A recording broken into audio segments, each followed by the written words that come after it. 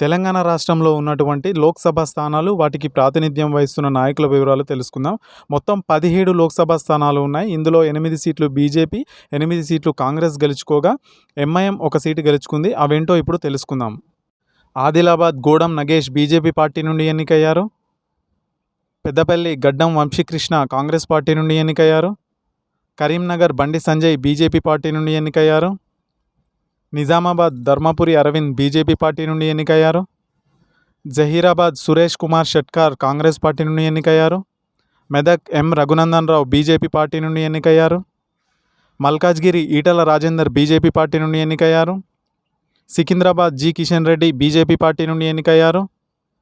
Hyderabad Asaduddin Owaisi MIM party నుండి ఎన్నికయ్యారు. చేవెళ్ళ కొండ విశ్వేశ్వరరెడ్డి బీజేపీ పార్టీ నుండి ఎన్నికయ్యారు. మహబూబ్ నగర్ డీకే అరుణ బీజేపీ పార్టీ నుండి ఎన్నికయ్యారు. నాగర్ కర్నూల్ మల్లు రవి కాంగ్రెస్ పార్టీ నుండి ఎన్నికయ్యారు.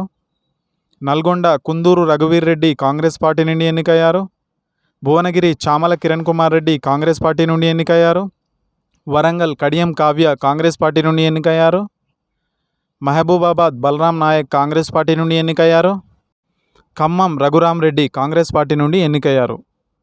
వీడియో నచ్చితే లైక్ చేయండి, ఛానల్ని సబ్స్క్రైబ్ చేయండి. Thank you.